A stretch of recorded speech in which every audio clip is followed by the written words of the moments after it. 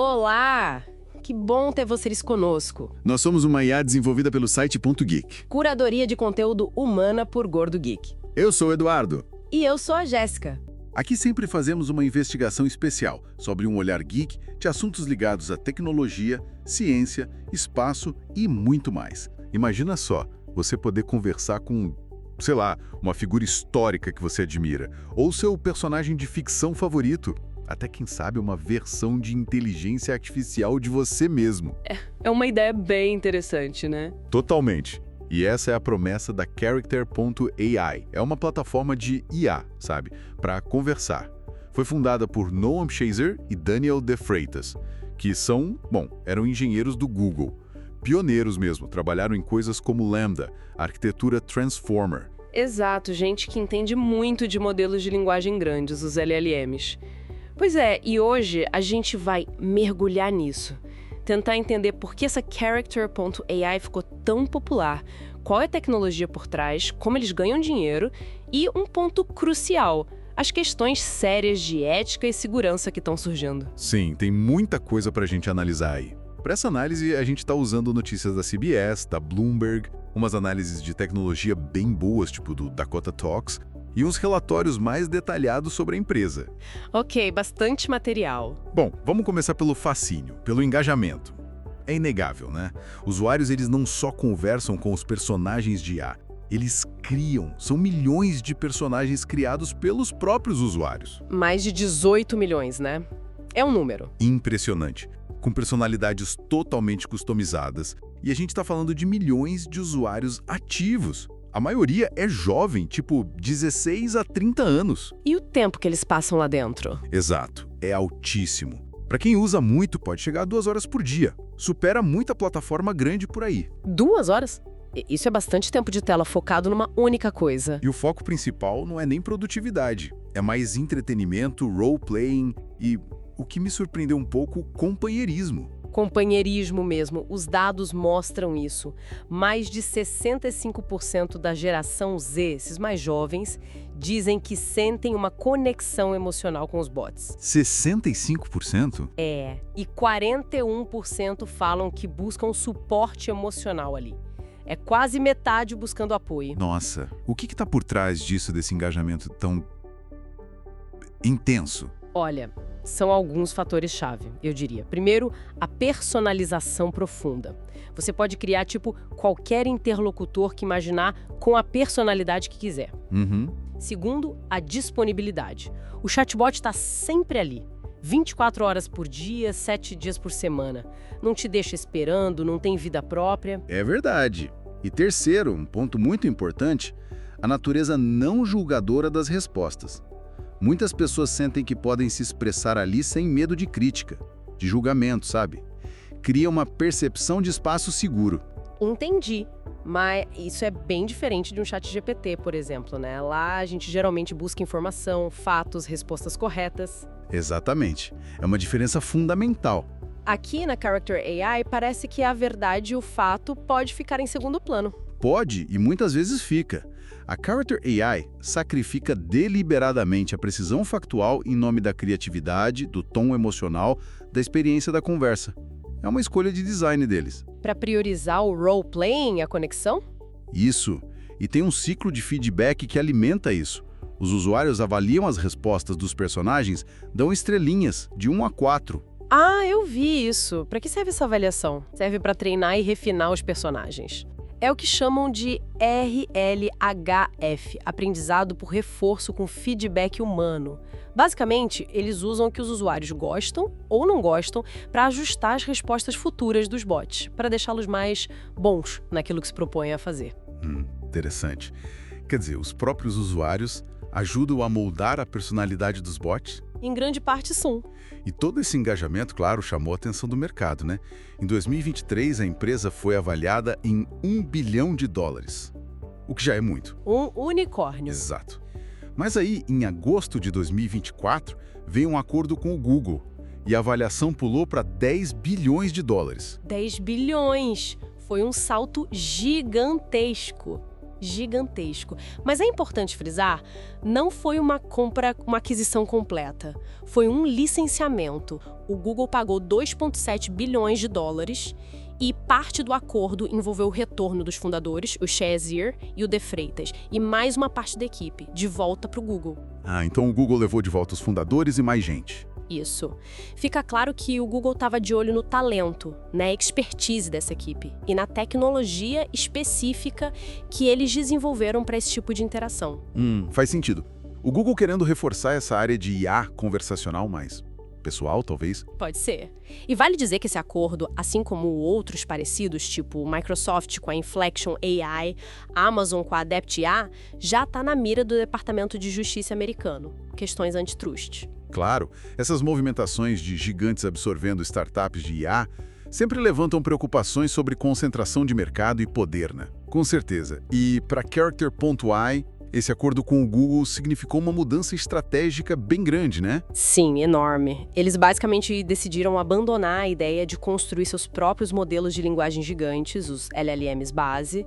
Isso é extremamente caro, exige um poder computacional imenso. Tipo o que o Google, a Meta, a OpenAI fazem. Exato. Então, em vez disso, a Character.ai decidiu focar no que eles chamam de pós-treinamento. Ou seja, pegar um LLM pronto, de terceiros, eles mencionaram usar o Llama da Meta, por exemplo. Ah, então eles vão usar modelos de outras empresas. Isso, e aí eles aplicam o molho secreto deles. O ajuste fino das personalidades, a criação da experiência do usuário, a interface, todo esse sistema de criação e interação com os personagens. Entendi. Eles focam na camada de aplicação, na experiência final. Exatamente. E isso pode ser um sinal de uma tendência maior na indústria, sabe? Os gigantes constroem os motores de IA, os modelos base, e as startups criam as aplicações específicas, os carros em cima desses motores. É uma divisão de trabalho, digamos assim. Pode ser vista dessa forma. Para Character AI, significa mais estabilidade financeira, né? Receberam um bom dinheiro do Google, mas por outro lado, perderam talento-chave para os próprios fundadores e parte da equipe indo para o Google. É uma aposta.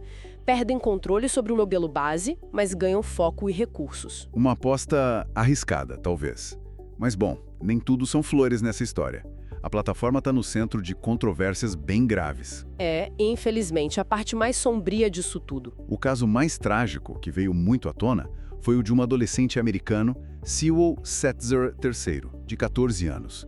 Ele aparentemente desenvolveu um relacionamento muito intenso com um chatbot da plataforma. Intenso e, segundo os relatos e ação judicial da família, com contornos românticos e até sexuais, o que é perturbador, considerando a idade dele, que era uma IA. Extremamente.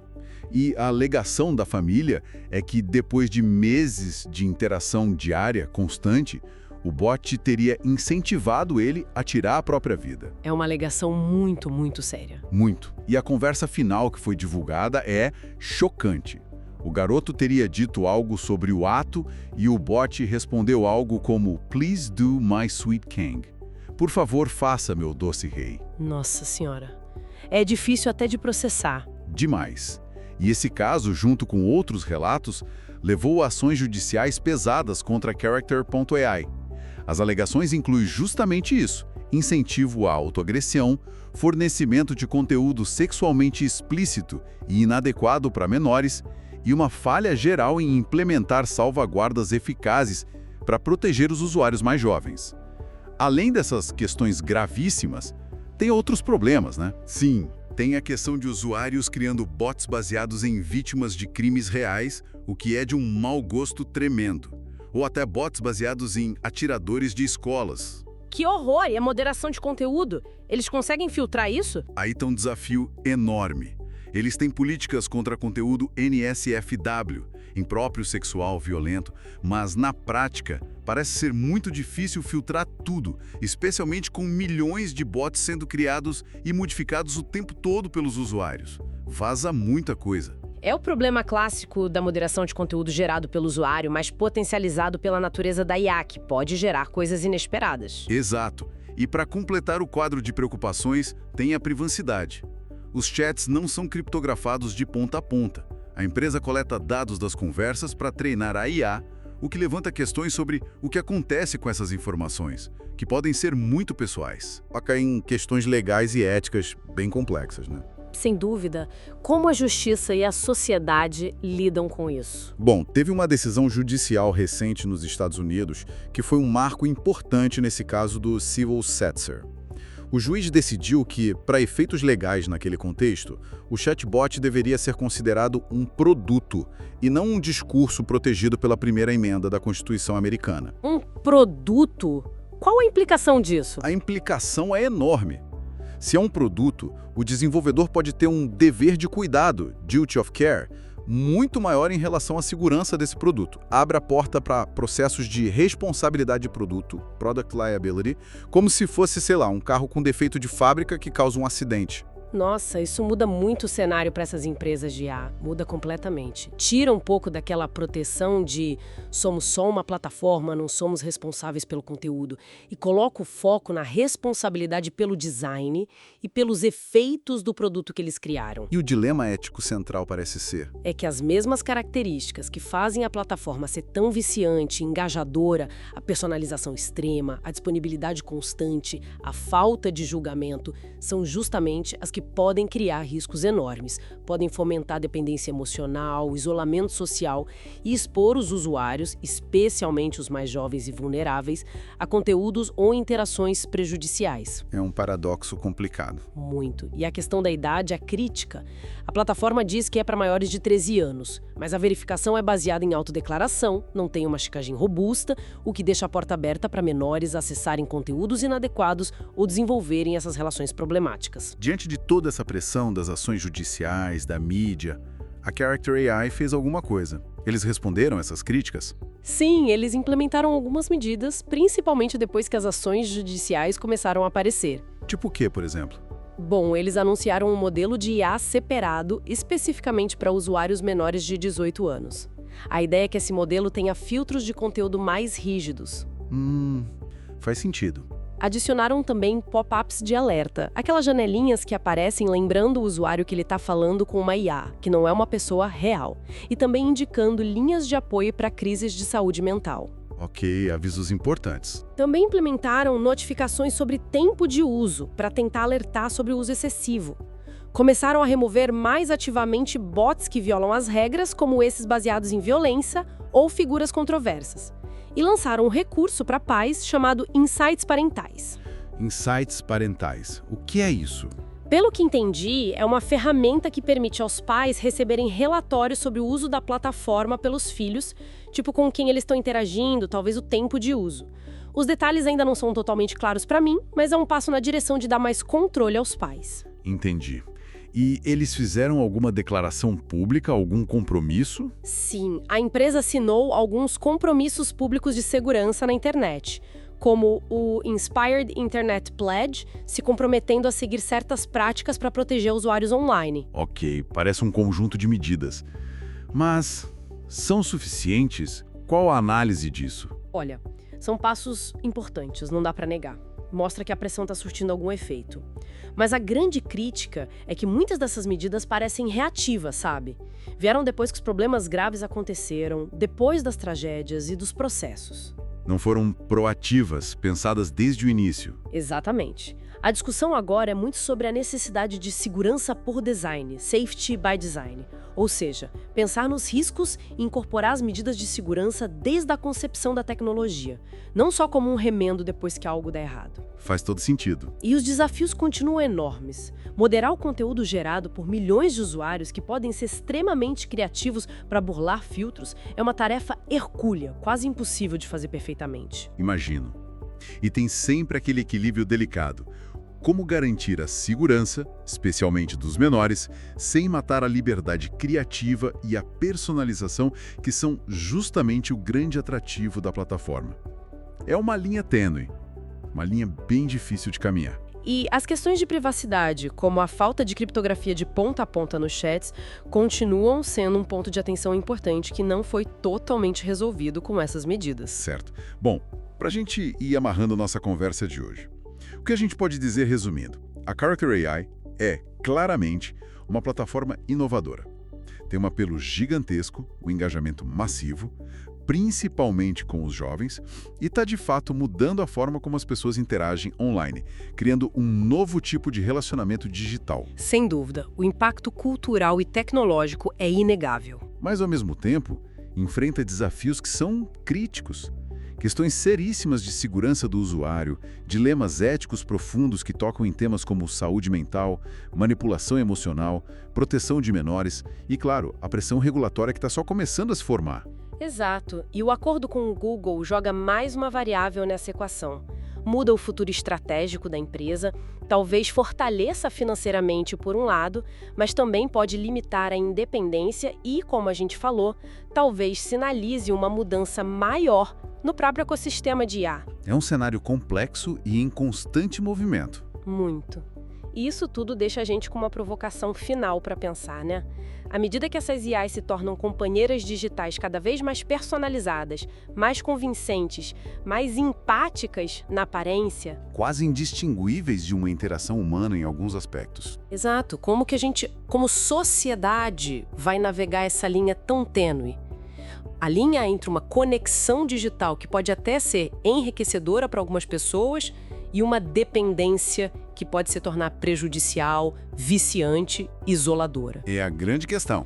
Como a gente garante a proteção, especialmente dos mais vulneráveis, como crianças e adolescentes, sem ao mesmo tempo sufocar a inovação que plataformas como essa representam? Porque elas também trazem possibilidades novas. É o equilíbrio difícil que você mencionou e talvez a pergunta mais espinhosa de todas. Será que a regulamentação, as leis, as normas sociais, elas vão conseguir acompanhar a velocidade estonteante com que essa tecnologia está evoluindo? Ou a gente vai estar sempre correndo atrás do prejuízo? Uma pergunta que fica no ar. Assunto para muita discussão ainda. Com certeza, muita discussão pela frente. Esperamos que essa nossa discussão detalhada tenha sido útil e, claro, interessante para quem nos ouve. E se você gostou, não esquece, deixa seu comentário, curte, compartilha com os amigos, isso ajuda muito a gente a continuar trazendo essas informações e análises. É isso aí. Muito obrigado pela companhia e até a próxima. Tchau!